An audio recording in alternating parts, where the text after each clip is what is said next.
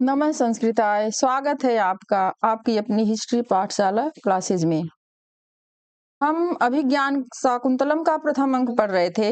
प्रथम अंक जो है समाप्त हो चुका है। अब हम उसके प्रथम अंक से बनने वाले सभी प्रश्नों का अध्ययन करेंगे। प्रथम अंक तथा उस अभिज्ञान शाकुंतलम से संबंधित जितने भी मतलब सामान्य प्रश्न होंगे उनका हम अध्ययन करेंगे।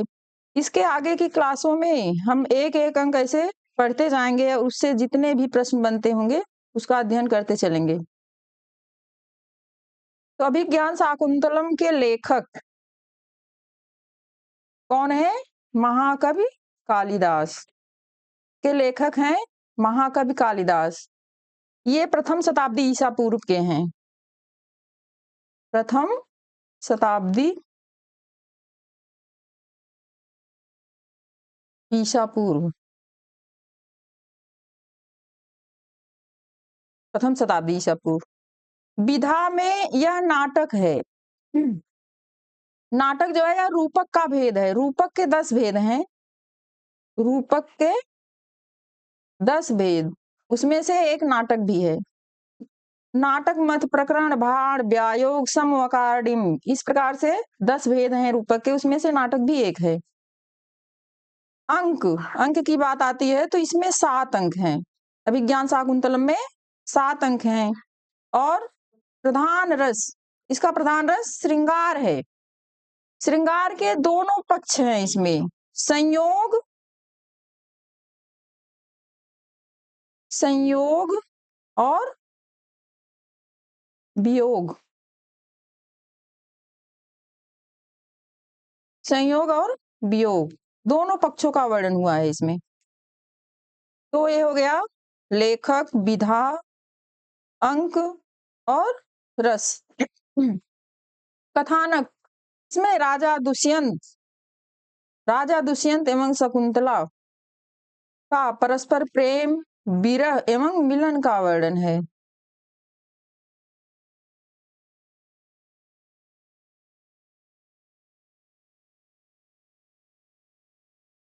प्रमुख पात्र, इसके पात्रों को देखते हैं। तो प्रमुख पात्रों में दुष्यंत जो कि नायक है, नाटक का नायक कौन है? दुष्यंत है। और नायिका शकुंतला है। इन्हीं दोनों की कहानी है इसमें।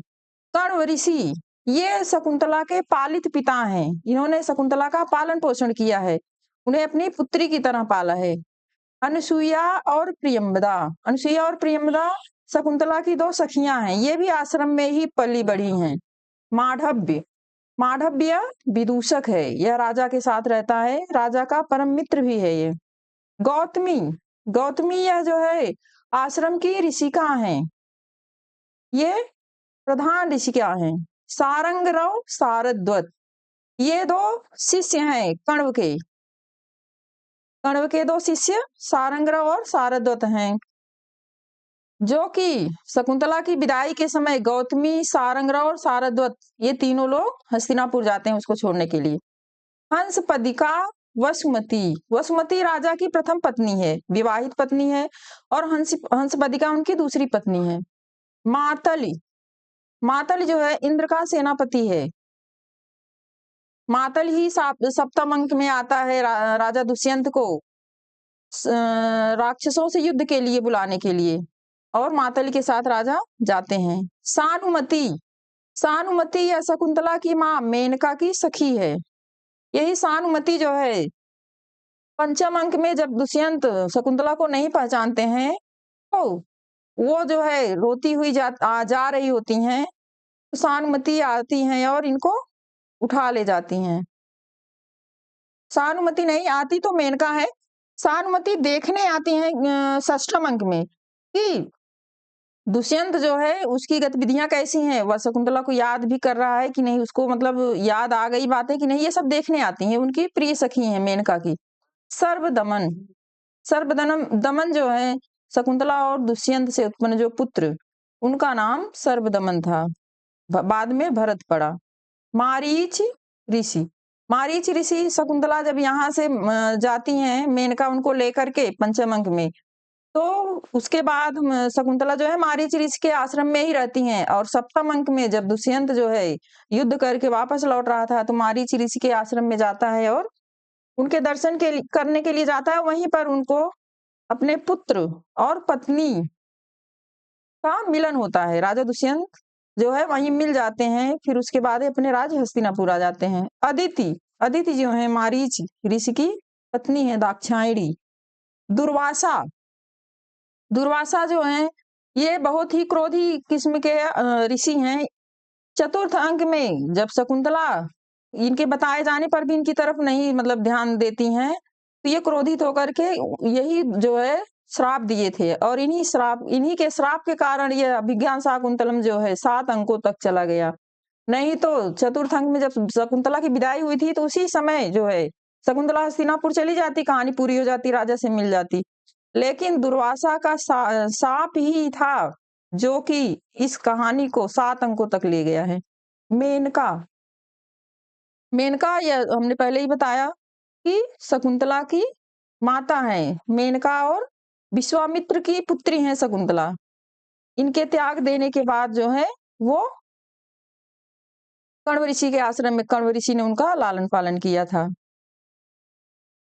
आगे देखते हैं। अभिज्ञान शाकुंतलम के लेखक महाकवि कालिदास, ये हमने पहले ही देख लिया। अभिज्ञान शाकुंतलम में 7 अंक हैं। शाकुंतलम का उपजीव्य, ये प्रश्न बनता है। उपजीव्य मतलब आधार ग्रंथ। इसका उपजीव्य महाभारत का आदि पर्व है।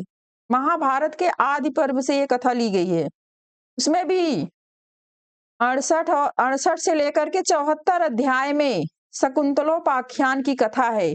वहीं से अभिज्ञान शाकुंतलम की कथा ली गई है। इसके अलावा पद्म पुराण के स्वर्ग खंड में भी यह कथा मिलती है। तो अभिज्ञान शाकुंतलम की कथा महाभारत के आदि पर्व में और पद्म पुराण के स्वर्ग खंड में भी मिलती है। तो इसका उपजीव्य जो है आदि पर्व ही है महाभारत का। फिर आता है विज्ञान शाकुंतलम का प्रधान रस, ये तो हम देख चुके हैं, श्रृंगार, संभोग श्रृंगार। और विप्रलंब भी आता है षष्ठ अंक में, जब राजा जो है शकुंतला की याद आती है, मतलब जब जान जाता है कि शकुंतला से हमने विवाह किया था, तब वो उसी का जो है उपभोग करता है। अभिज्ञान शाकुंतलम नाटक की रीति, वैदर्भी वैदर्भी रीति के लिए कहा जाता है कि वैदर्भी रीति संदर्भे कालिदास विशिष्यते। कालिदास की बहुत ही प्रसिद्ध रीति है ये। कालिदास के काव्यों में किस वृत्ति का भी प्रयोग है? तो कौशिकी वृत्ति का। वैदर्भी रीति, कौशिकी वृत्ति, श्रृंगार रस, ये इस नाटक की विशेषता है। आगे कालिदास का प्रिय अलंकार उपमा, इसके लिए प्रशस्ति मिली है उनको, उपमा कालिदासस्य, उपमा कालिदासस्य। आगे है अभिज्ञान शाकुंतलम के अंकों के नाम। चूंकि पेपर में जो है अंकों के नाम भी पूछा जाता है, कभी कभी अंकों के नाम पूछ लेता है कि प्रथम अंक का क्या नाम है, सप्तम अंक का क्या नाम है, षष्ठ का, तो हम ये भी देखते चलेंगे। प्रथम अंक का नाम है आश्रम प्रवेश। आश्रम प्रवेश, और इसका नाम इसलिए रखा गया है क्योंकि प्रथम अंक की शुरुआत जब होती है, नटी और सूत्रधार जब चले जाते हैं तो राजा जो है मृग का पीछा करते हुए आता है और आश्रम में प्रवेश कर जाता है, तो इसलिए इसका नाम आश्रम प्रवेश पड़ा। द्वितीय अंक का नाम है आश्रम निवेश। निवेश मतलब रहना, ठहरना। तो दूसरे अंक में 2 तपस्वी आते हैं और राजा से आग्रह करते हैं कि राक्षस हमारे जो है यज्ञों को खराब कर रहे हैं, इसलिए आप चल करके उनकी रक्षा करिए। तो दूसरे अंक में राजा पूरे वहां आश्रम में ठहरता है, रुकता है, इसलिए इसका नाम आश्रम निवेश। तृतीय अंक मिलन, क्योंकि तृतीय अंक में शकुंतला और राजा का मिलन होता है, इसलिए इसका नाम मिलन अंक है। चतुर्थ अंक विदा।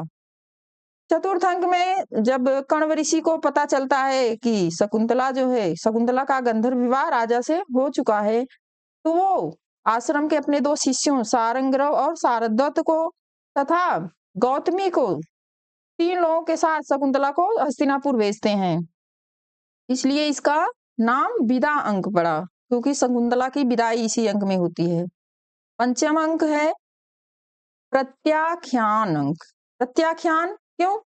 जब सारंगरव सारद्वत गौतमी शकुंतला हस्तिनापुर जाते हैं राजा के दरबार में, तो चूंकि दुर्वासा के श्राप के कारण राजा दुष्यंत शकुंतला को पहचान नहीं रहा है, इस बात पर सारंगरव और राजा से बहुत बहस होती है, लंबी बहस होती है। इसी कारण इसका नाम जो है प्रत्याख्यान पड़ गया है। छठा अंक है पश्चाताप। छठे अंक में मुद्रिका मिलती है तो राजा को शकुंतला की याद आ जाती है। उसके बाद वह बहुत ही पश्चाताप करता है, बहुत परेशान रहता है, इसलिए इसका नाम पश्चाताप पड़ा। सप्तम अंक में पुनर्मिलन, चूंकि राजा और दुष्यंत जो है 7वें अंक में मिल जाते हैं, इसलिए इसका नाम पुनर्मिलन। इस प्रकार हमने देखा, प्रथम आश्रम प्रवेश, राजा उसमें प्रवेश करता है इसलिए आश्रम प्रवेश। आश्रम निवेश, राजा जो है आश्रम में रहता है, ठहरता है, तो आश्रम निवेश। तृतीय अंक में राजा और दुष्यंत का मिलन होता है, वो दोनों एक्सेप्ट करते हैं, स्वीकार करते हैं एक दूसरे से प्रेम को, इसलिए यह मिलन अंक है। चतुर्थ में शकुंतला की विदाई होती, इसलिए विदा अंक। पंचम में सारंगरव और राजा की बहस होती है एक दूसरे से, क्योंकि वो शकुंतला को स्वीकार नहीं करता और ये कहता है कि जब मतलब ये अभी आपकी ही है, यहीं रहेगी, छोड़ के चले आते हैं। इसका नाम इसीलिए प्रत्याख्यान पड़ा है। षष्ठ अंक जो है, षष्ठम अंक में राजा को मुद्रिका मिलने के बाद शकुंतला की याद आ जाती है, क्योंकि तब जो है साप का अंत हो जाता है, तो राजा पश्चाताप करता है, इसलिए इसका नाम पश्चाताप। और सप्तम अंक में राजा और शकुंतला मिल जाते हैं, इसलिए इसका नाम पुनर्मिलन। इसको याद कर लेना अच्छे से, क्योंकि इससे भी प्रश्न उठते हैं, पूछा भी गया है कई बार।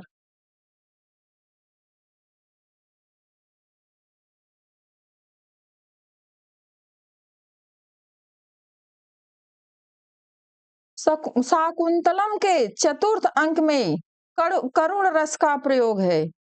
करुण रस का प्रयोग क्यों? क्योंकि शकुंतला की विदाई है उसी समय, और चतुर्थ अंक में विदाई होती है। कर्ण भी जो है एक गृहस्थ पिता की तरह भावुक हो जाते हैं, इसमें करुण रस का प्रयोग हुआ है। शकुंतला का हस्तिनापुर पतिगृह गमन चतुर्थ अंक में वर्णित है, हाँ, तो उसका नाम भी विदाई से संबंधित है। अभिज्ञान शाकुंतलम का नायक दुष्यंत, और दुष्यंत क्या है? धीरोदात्त नायक है।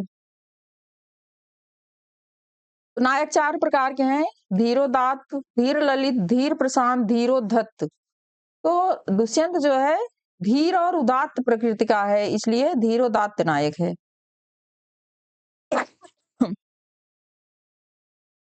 अब प्रारंभ होता है प्रथम अंक।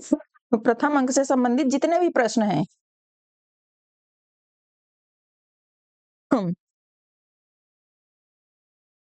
प्रथम अंक में जितने भी संभावित प्रश्न बन सकते हैं वो हम लेकर के उपस्थित हुए हैं। इसमें से 2-4 प्रश्न पूछे भी गए हैं, इसलिए इसको अच्छे से गहन अध्ययन करना, और ज्यादा मेहनत भी नहीं करनी पड़ेगी, क्योंकि हम इसको जो है अच्छे से पढ़े हैं। आओ देखते हैं प्रथम अंक का पहला प्रश्न। पहला प्रश्न है, अभिज्ञान शाकुंतलम में किस प्रकार का मंगलाचरण प्रयुक्त है? मंगलाचरण जो है 3 प्रकार का होता है, नमस्कारात्मक, आशीर्वादात्मक और वस्तु निर्देशात्मक। तो जिसमें से अभिज्ञान शाकुंतलम के मंगलाचरण में जो है अष्टमूर्ति वाले भगवान शिव की स्तुति की गई है, और अंतिम में कहा गया है कि अष्टमूर्ति वाले भगवान शिव दर्शकों की रक्षा करें। तो रक्षा करें मतलब आशीर्वाद दिया गया है, तो इसलिए इसमें कौन सा है? आशीर्वादात्मक मंगलाचरण। अभिज्ञान शाकुंतलम में आशीर्वादात्मक मंगलाचरण है। अगला प्रश्न देखते हैं, अभिज्ञान शाकुंतलम में किस नांदी का प्रयोग हुआ है? तो नांदी जो है इसमें पहले ही हम बताए हैं, अष्टपदा नांदी। अष्टपदा नांदी का प्रयोग इसमें हुआ है। अगला प्रश्न, शाकुंतलम के नांदी पाठ में किस मूर्ति का वर्णन नहीं हुआ है? तो हम देखते हैं कौन कौन सी मूर्तियां दी गई यहाँ पर। जल मूर्ति, इसका वर्णन हुआ है क्योंकि पहली ही मूर्ति जो बताई गई है, या सृष्टि सृष्टुराद्या, जो है सृष्टा की जो प्रथम सृष्टि जल ही है, तो जल रूपी मूर्ति का वर्णन हुआ है। अग्नि रूपी मूर्ति, या हवि, या चहोत्री, या मतलब जो हवि को धारण करने वाली अग्नि रूपी मूर्ति, यह भी इसका भी वर्णन हुआ है। वायु रूपी मूर्ति, या प्राणिना प्राणवंत करके किया गया है वायु, जिसको जो है जिससे लोग प्राण धारण करते हैं, प्राण वायु, वायु रूपी मूर्ति का वर्णन हुआ है उसमें। आकाश रूपी मूर्ति,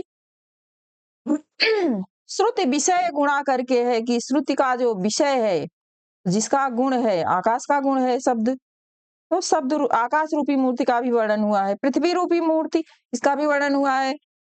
उसमें आया है कि जो सभी बीजों की उत्पत्ति स्थली है, तो पृथ्वी रूपी मूर्ति। यज्ञ रूपी मूर्ति जो है, इसका वर्णन नहीं हुआ है, इसलिए जो है यज्ञ रूपी मूर्ति ही सही उत्तर है। इसमें पूछा गया है कि किसका वर्णन नहीं हुआ है, तो यज्ञ रूपी मूर्ति का वर्णन नहीं हुआ है, इसलिए उसमें हाँ ये है कि यजमान, यज्ञ करने वाला जो होता है यजमान, वह जो है यजमान रूपी मूर्ति है, लेकिन यज्ञ रूपी मूर्ति नहीं है। इसका सही उत्तर जो है यज्ञ रूपी मूर्ति है। 5 मूर्तियां यहाँ दी गई हैं। इसके अलावा एक और है यजमान,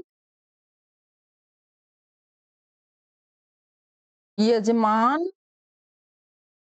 रूपी मूर्ति, और 6 हो गई। जल, अग्नि, वायु, आकाश, पृथ्वी, यजमान, सूर्य, सूर्य और चंद्र, सूर्य रूपी मूर्ति और चंद्र रूपी मूर्ति, ये 8 मूर्तियों की कल्पना की गई है। इन 8 रूपी मूर्तियों से युक्त भगवान शिव दर्शकों की रक्षा करें, ऐसा लेखक कहता है, लेखक की ये इच्छा है, तो इसलिए इसमें जो है आशीर्वादात्मक मंगलाचरण है। शाकुंतलम के मंगलाचरण में किसकी उपासना की गई है? तो अभी हमने बताया कि शिव, 8 मूर्तियों से युक्त शिव जो है रक्षा करें, तो आशीर्वादात्मक मंगलाचरण है। शिव जो है, शिव की स्तुति की गई है, अष्टपदा नांदी है। तो नांदी पाठ से जितने भी प्रश्न बनते थे वो सब हमने देखा। अब आ जाते हैं अगले 5वें प्रश्न पर। अपरितोषाद विदुषाम न साधु मन्ये प्रयोग विद्वानम विज्ञानम, किसका कथन है? अपरितोषाद विदुषाम न साधु मन्ये प्रयोग विज्ञानम, ये किसका कथन है? ये प्रश्न पूछा गया है 2000 में, 2000 की परीक्षा में ये प्रश्न आया है। पूरा श्लोक ही आया था, इसके नीचे का भी अभी आएगा। तो दोनों श्लोक आया था और उसमें पूछा गया था कि यह किस ग्रंथ से लिया गया है। 2000 में ये प्रश्न पूछा गया है।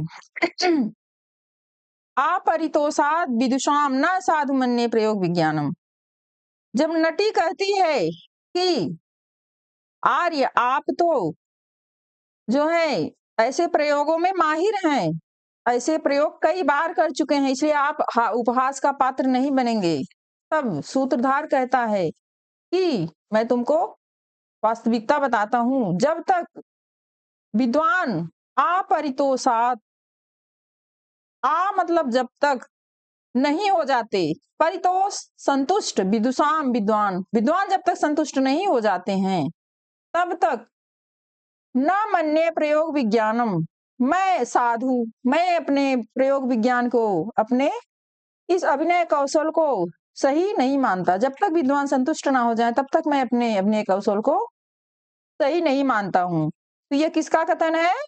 सूत्रधार का। सूत्रधार जो है नटी से कहता है। आगे देखते हैं अगला प्रश्न। ये अगला, ये प्रश्न जो है, जो अभी हम 5वें प्रश्न में देखें, उसकी दूसरी लाइन है, ये श्लोक है दोनों मिला के। ये दोनों श्लोक पूछा गया था, दोनों श्लोक मतलब दोनों लाइन, एक श्लोक पूरा।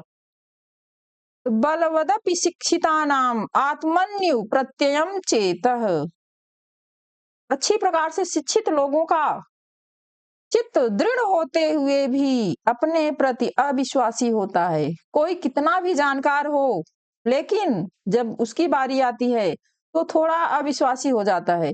यही बात जो है सूत्रधार नटी को समझाता है। तो इसका कथन है, ये सूत्रधार का कथन है। सूत्रधार। आगे आते हैं। 7वां प्रश्न। नटी किस ऋतु का आश्रय लेकर गीत गाती है? नटी जब वो सूत्रधार कहता है कि इस सभा का मनोरंजन करो, तो नटी कहती है कि मैं किस ऋतु का आश्रय लेकर के गाऊं? तो ये कहता है, सूत्रधार कहता है कि अभी अभी जो ऋतु प्रारंभ हुई है उसी ऋतु का, तो अभी अभी ग्रीष्म ऋतु प्रारंभ हुई है, इसी का आश्रय लेकर के तुम गाओ। इसके लिए वह एक श्लोक कहता है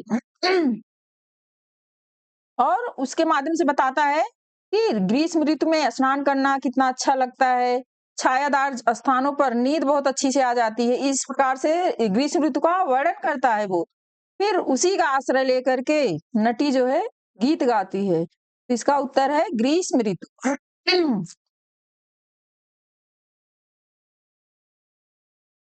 अगला प्रश्न है 8वां। आर्द्र प्राणाय वः शस्त्रम न प्रहर्तुम अनागसी।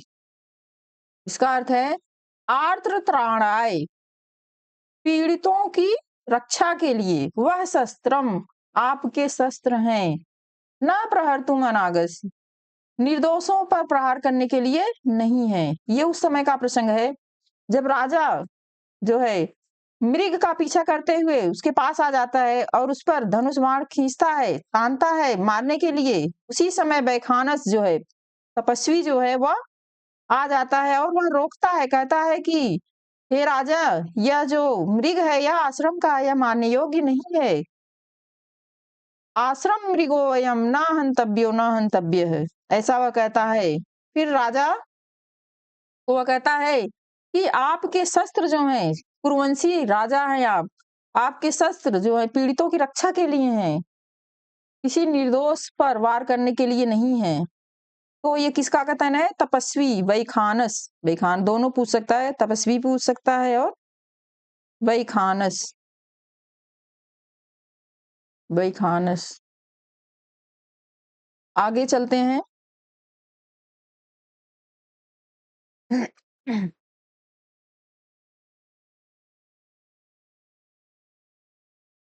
9वां प्रश्न है, पुत्रमेवं गुणोपेत चक्रवर्तिनम आपनुहि।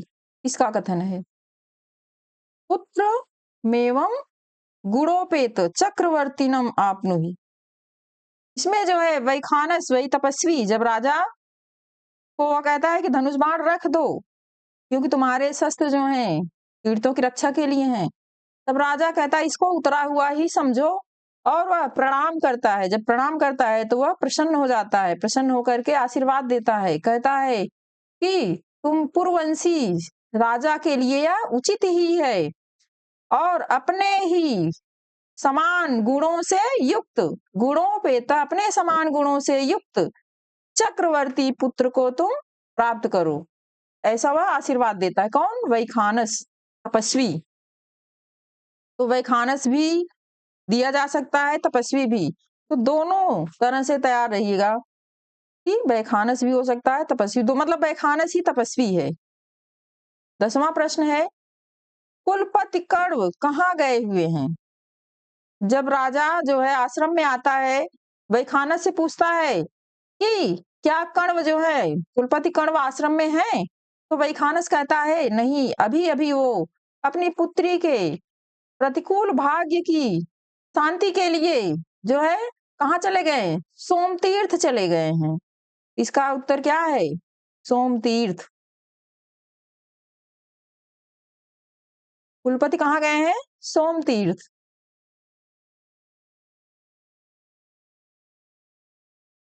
11वां प्रश्न है, भवितव्या नाम द्वाराणि भवन्ति सर्वत्र। किसका कथन है?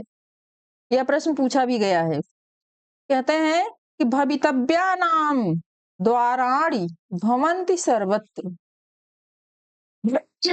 जब राजा शकुंतला को देखता है, उस पर जो है मुग्ध हो जाता है, फिर अपने मन में विचार करने लगता है कि मैं इसके योग्य हूँ कि नहीं, क्योंकि क्षत्रिय जो हैं ब्राह्मण कन्या का ग्रहण नहीं कर सकते। कर्ण जो है ब्राह्मण है, अगर उनकी कन्या है तो मैं इसके साथ विवाह नहीं कर सकता, यह सोचता है। इसलिए वो तरह तरह के विचार अपने मन में लाता है। फिर क्या मतलब वो कहता है कि जो नहीं, भवितव्यानाम द्वाराणि भवन्ति सर्वत्र, मतलब जो होनहार बात होती है उसके द्वार सब जगह होते हैं। होनी जो होती है वह संपन्न होके रहती है। यह जो है दुष्यंत कहता है, और उस समय कहता है जब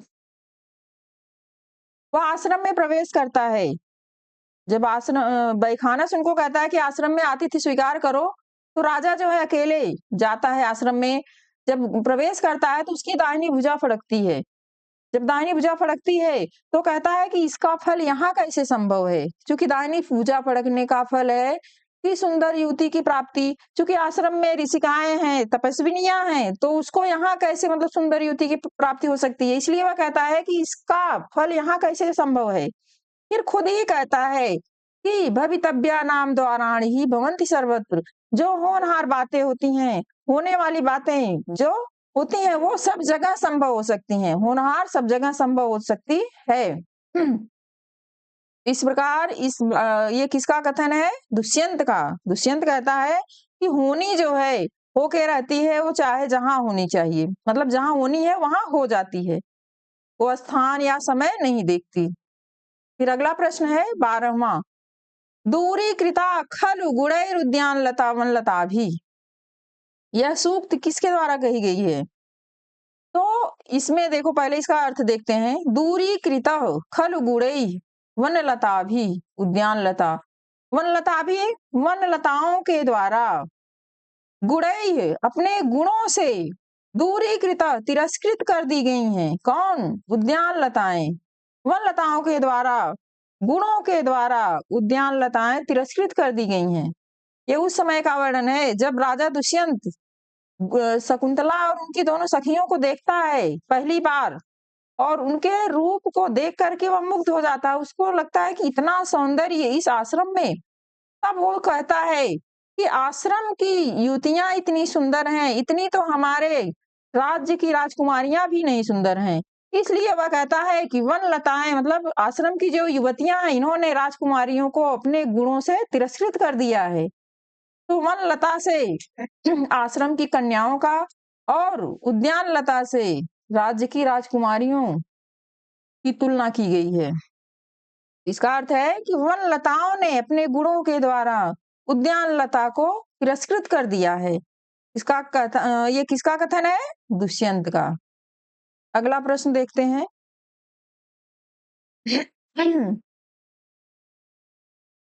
13वां प्रश्न है, किमेव हि मधुराणाम मंडनम नाकृतीनाम, यह सूक्ति किसके द्वारा कही गई है? इसका पूरा श्लोक है कि सरसिज मनुबिद्धम सैवलेनापि रम्यं मलिनमपि हिमांसो लक्ष्मीं तनोति यमधिकमनोज्ञा वल्कलेनापि तन्वी किमिव हि मधुराणां मंडनाकृतीनाम। तो इसका अर्थ है कि किमिव हि मधुराणाम मंडनम नाकृतीनाम, सुंदर आकृतियों के लिए कौन सी वस्तु है जो अलंकार नहीं है।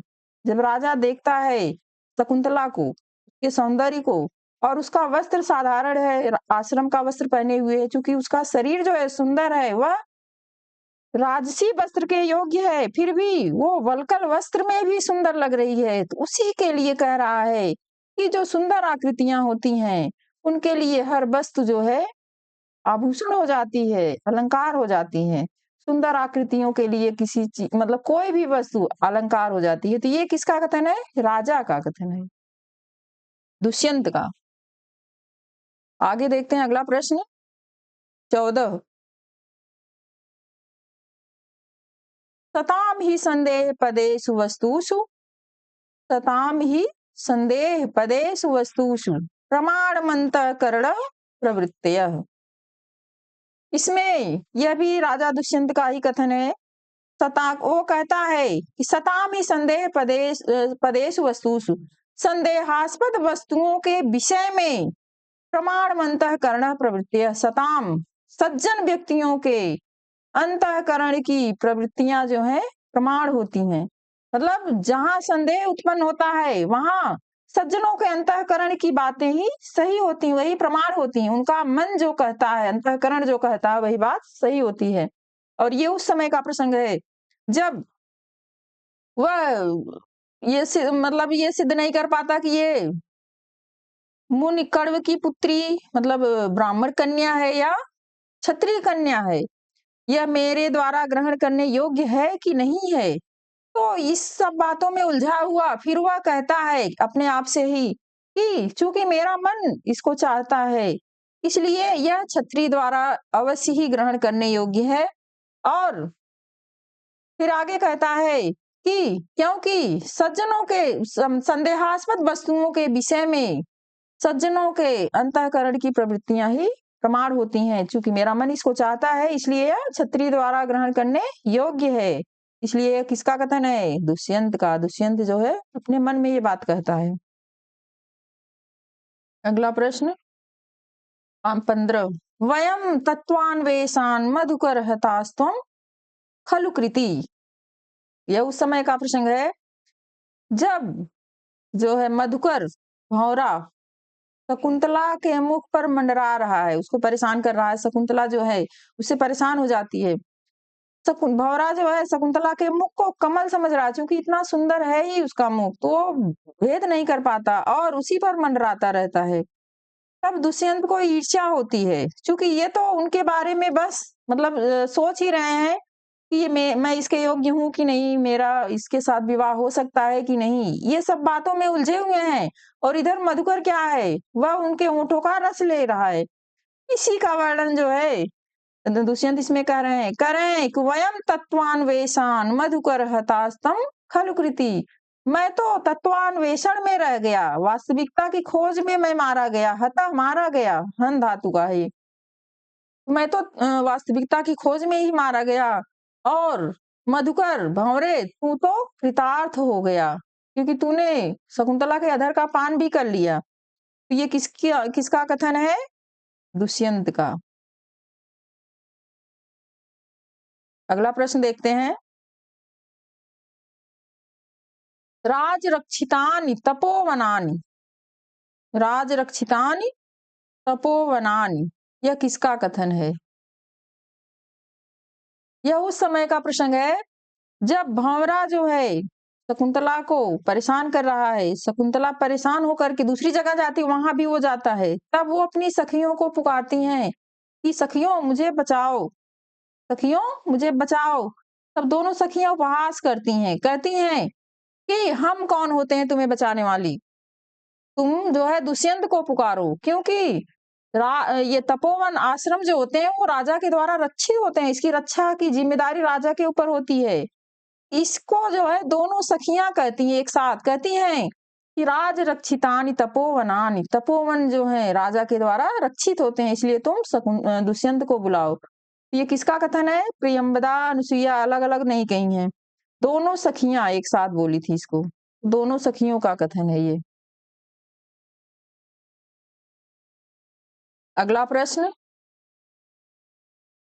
प्रथम अंक में राजा अपना परिचय किस रूप में देता है? जब राजा आता है तीनों सखियों के पास, मतलब जब भंवरे से रक्षा करता है शकुंतला की, एकाएक उनके सामने आ जाता है, तो प्रियंवदा पूछती है कि आप किस राज्य को अलंकृत करते हैं? तब वो बताता है, क्योंकि वो पहले से निश्चय कर चुका है कि वह राजा के रूप में अपना परिचय नहीं देगा। फिर वो कहता है कि मैं धर्माधिकारी हूँ। धर्माधिकारी मतलब प्रधान न्यायाधीश। दोनों उत्तर जानते रहिए। प्रधान न्यायाधीश, प्रधान न्यायाधीश। तो राजा जो है अपना परिचय प्रधान न्यायाधीश के रूप में देता है प्रथम अंक में। ये सारे प्रश्न प्रथम अंक से ही हैं। और इससे एक भी प्रश्न नहीं छूटा है। कहीं से भी प्रश्न बनेगा तो सारे प्रश्न हैं इसमें। अगला प्रश्न देखते हैं 18वां। न प्रभातरलम ज्योतिरुदेति वसुधा तलात्। यह जो है उस समय का प्रसंग है जब दुष्यंत कहता है प्रियंवदा से, प्रश्न मतलब वो पूछना चाहता है कि शकुंतला, चूंकि उसके बारे में जानना चाहता है, शकुंतला कौन है, कण्व की पुत्री कैसे हुई। वो पूछता है, दुष्यंत कहता है कि कुलपति कण्व जो हैं ये तो ब्रह्मचर्य, सदैव जो है ब्रह्मचर्य का पालन करते हैं, तो फिर आपकी ये सखी जो शकुंतला है या उनकी पुत्री कैसे हुई। तब प्रियंवदा बताती है कि कौशिक ऋषि जो है, कौशिक जो है वो तपस्या कर रहे थे। उस समय मेनका जो है देवों के द्वारा भेजी जाती है उनकी तपस्या भंग करने के लिए। फिर इन दोनों की ही पुत्री शकुंतला है। तब राजा कहता है कि मानुषी स्त्रियों में इस तरह के सौंदर्य की संभावना नहीं की जाती, मतलब साधारण मनुष्य की स्त्रियों के द्वारा इस तरह का तेज उत्पन्न नहीं हो सकता। न प्रभात तरलम ज्योतिरुदेति वसुधा तलात्। इस प्रकार की जो विशेष कांति से युक्त ज्योतियां होती हैं वे पृथ्वी से उत्पन्न नहीं होती, ये आकाश से ही उत्पन्न होती हैं। तो ये किसका कथन है? दुष्यंत का। इसका सही उत्तर है दुष्यंत। आगे है अगला प्रश्न। अनियंत्रणानुयोगः खलु तपस्वी जनः। यह किसका कथन है? अनियंत्रणानुयोग, यहाँ पे गलत हो गया है, यहाँ ये मात्रा नहीं लगेगी। अनियंत्रणानुयोग खलु तपस्वी जनः।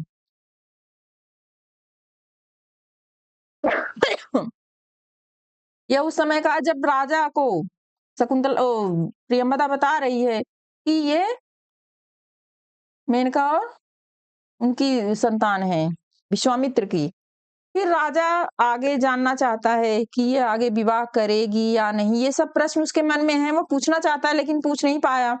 तो प्रियंवदा जो है उसके मुख को देख करके वो भाप जाती है कि राजा कुछ पूछना चाह रहा है। तो वो कहती है कि आप बेझिझक पूछ सकते हैं, आप कुछ पूछना चाह रहे हैं बेझिझक पूछ सकते हैं, क्योंकि ऋषियों से कोई भी बात मतलब पूछ लेनी चाहिए साधारण तरीके से ही, मतलब बेझिझक पूछ लेनी चाहिए। इसी बात को वो कहती है कि अनियंत्रणानुयोग खलु तपस्वी नाम। तपस्वियों से कोई भी बात बेझिझक पूछ लेनी चाहिए। ये किसका कथन है? प्रियंवदा का। प्रियंवदा इसको कहती है। आगे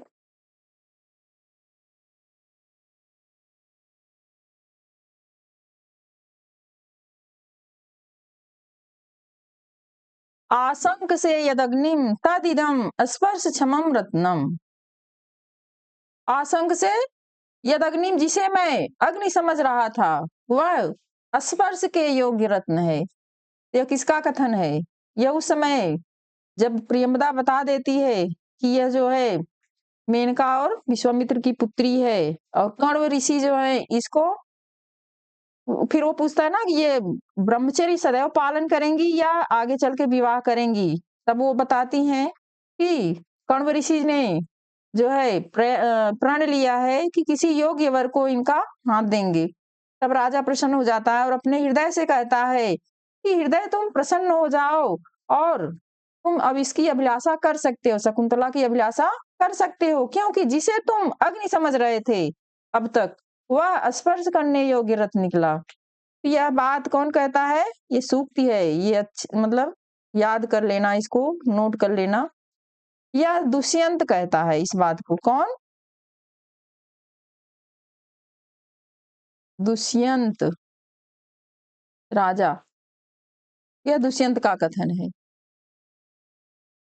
तो प्रथम अंग से बनने वाले जितने भी प्रश्न थे हम ले आए।